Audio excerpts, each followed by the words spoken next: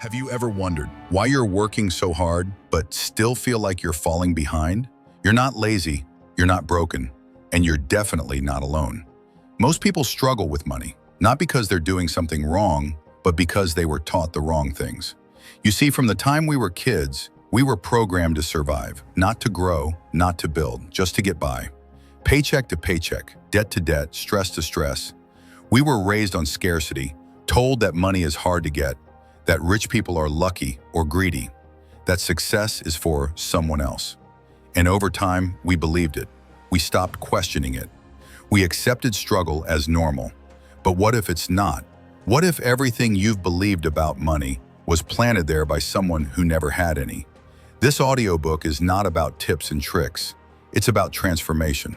It's about shifting the way you think, the way you see the world, and most of all, the way you see yourself. Because if you don't rewrite the script, you'll keep living the same story. Chapter 1: Money Scripts. Have you ever thought about why you think the way you do about money? Because many people never do. They simply repeat whatever they heard from others like a bunch of sheep. You learned how to think about money long before you made your first dollar. And the truth is, you didn't choose those beliefs. They were installed without your permission. Let me give it to you straight. If you grew up hearing things like, money doesn't grow on trees, rich people are greedy, we can't afford that, then your brain got wired for survival, not success. That voice in your head telling you you're bad with money, it's not your voice, it's someone else's, stuck on replay. This isn't your fault, but it is your responsibility now. Most of us were raised in environments shaped by fear, parents doing their best, stressed, underpaid, overworked. They didn't mean to pass on limitation, but they did, and school didn't help. You were taught how to memorize facts, but never how to build wealth, never how to think about assets or income or financial freedom. So we entered adulthood carrying broken tools, trying to build a life with them. No wonder most people feel stuck. That's the hidden trap. You're operating from scripts that were never yours. And here's the kicker. They've been running silently in the background, shaping every financial decision you've ever made. But here's the good news. A script can be rewritten. Beliefs can be updated. Your mind, like software, can be upgraded. That's what this book is about. A complete shift in how you think about money, how you see yourself, and how you move from surviving to thriving. In the next chapters, we will clarify the idea of scarcity, reset your belief cycles, and create a new wealth mindset based on clarity, value, and action. Before we continue, understand that you are not broken, you were just programmed. Today, we start rebuilding that program. Chapter 2: Scarcity Isn't Real. Let's talk about one of the most damaging lies you've ever been taught. The belief in scarcity. From a young age, you were told there's not enough to go around. Not enough money, not enough time, not enough opportunity. You heard phrases like, money doesn't grow on trees, we can't afford that, or be grateful for what you have. These weren't just casual sayings. They were seeds planted in your mind, reinforcing the idea that life is a zero-sum game, that if someone else wins, you lose. But here's the truth. Scarcity isn't real. It's a story, a narrative, one designed to keep you small, afraid, and dependent. The more you believe there's never enough, the more likely you are to accept less. Less money, less freedom, less possibility. You stay stuck in jobs you don't enjoy, underpaid and undervalued, because you think that's all there is. Scarcity thinking teaches you to settle. And yet if you look around, you'll see something different. We live in the most abundant time in history. There's more access to knowledge, resources, and opportunity than ever before. Technology has leveled the playing field. You can build an income stream with just a phone and an internet connection. People are turning side hustles into careers, hobbies into businesses. But if you're stuck in a scarcity mindset, you won't even notice. You'll be too focused on what you don't have. Take Lisa, for example. She used to work in retail, living paycheck to paycheck. No degree, no special background, but she started watching free YouTube tutorials on marketing during her lunch breaks. In 6 months, she was helping small businesses grow online, charging just $300 a month. 3 clients later, she had tripled her old income and gained full control of her time. Nothing external changed. She just stopped thinking in terms of limits and started looking for leverage. The real problem isn't a lack of money or opportunity. The real problem is that you've been trained to expect less. But what if the opposite were true? What if there's more than enough? Money, ideas, clients, connections, for you to grow beyond anything you were taught to expect. Abundance isn't a fantasy. It's already here. You just haven't been taught how to see it. In the next chapter, we'll break down the belief loop and how rewiring a single thought can change the actions you take and the results you create.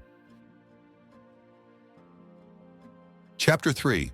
Rewiring the belief loop. Your beliefs shape your life, quietly, constantly, and often without your awareness.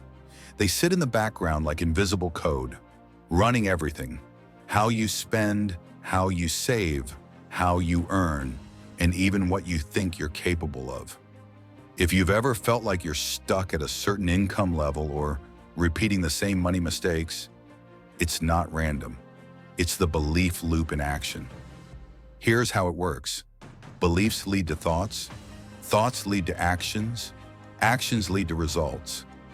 And those results reinforce the original belief, creating a loop. For example, if you believe money is hard to earn, you'll hesitate to ask for more.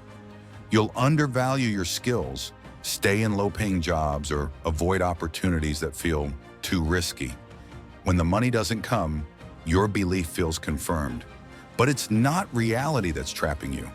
It's the story you keep telling yourself. This is why financial advice alone isn't enough. You can follow every budgeting tip and still feel broke. You can invest wisely but self-sabotage success. Until you change the underlying belief, you'll keep repeating the same patterns. The external world reflects your internal programming. But here's the good news. Beliefs are not permanent. They're just practiced thoughts. And once you learn to interrupt the loop, you can create a new one. A loop based on possibility, not fear, abundance, not lack. Start by identifying one belief that's held you back. Maybe it's, "I'm not good with money," or "I'll never make 6 figures." Then challenge it. Where did it come from? Is it actually true? Can you find one example that proves it wrong? Even a small shift from "I'm terrible with money" to "I'm learning how to manage money better" begins to rewire the loop. That small shift changes how you think, and over time, it changes what you do. This isn't about fake confidence or blind optimism. It's about replacing unconscious limits with conscious choice. When your beliefs change, your behavior changes. And when your behavior changes, so does your income, your lifestyle, and your future. In the next chapter, we'll dig into how money actually flows and why focusing on value, not dollars, is the key to building lasting wealth. Chapter 4. Value first, money follows. Most people spend their lives chasing money, applying for it, asking for it, waiting for it. But money isn't something you chase, it's something you attract. And the way you attract it is by creating value. Money doesn't just appear, it moves. From one person to another, from one business to another, and it always flows toward value. If you solve a problem, money moves toward you. If you make someone's life easier, faster, or better, money follows. That's how the economy works.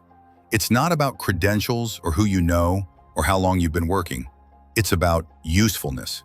This is the shift that changed everything for me, and for so many others. Instead of asking, how can I make more money? Ask, how can I become more valuable? Because the market doesn't pay you for time, it pays you for outcomes, for results, for impact. Think about Uber. They didn't invent cars or drivers. They just made it easier to get from A to B. That's value. Or Airbnb. They didn't build hotels. They used technology to help people rent their space. That's value. The money they've made is just a reflection of how useful they became. You don't need to launch a startup to apply this. Value can start small. Maybe you're a teacher, a freelancer, a coach, or someone in customer service. Can you solve a specific problem better than anyone else? Can you teach something in a simpler way? Can you save people time, money, or energy? If the answer is yes, you're already valuable. The key is learning how to communicate it, package it, and deliver it. Here's something most people miss. People don't pay for effort. They pay for clarity, for confidence, for ease. If you can take what you know and turn it into a result for someone else, a better resume, a healthier body, a faster business process, then you've got something worth charging for. When you focus on value, money becomes a byproduct, not the goal. That's the mindset of every wealthy person I know. They don't obsess over income, they obsess over impact. And as their value grows, their income follows. You have something inside you that the world needs, a skill, an experience, a perspective. It may not look flashy, it may not even feel special yet, but if you can solve one real problem for one real person and do it well, you can build from there, and you can build big. In the final chapter, we'll talk about how this all becomes sustainable, because building wealth isn't a one-time event, it's a daily habit. Conclusion: the wealth shift. You've just taken the first step in rewriting your story. You now understand that wealth isn't just about numbers. It's about mindset, habits, and value. Scarcity was a lie. Beliefs can be changed. Value can be created. And wealth can be built. So here's your next move. Start small, stay consistent, and remember, the shift doesn't happen all at once. It happens every day in the choices you make and the actions you repeat. Your future is no longer based on survival. It's built on intention. Now go build it.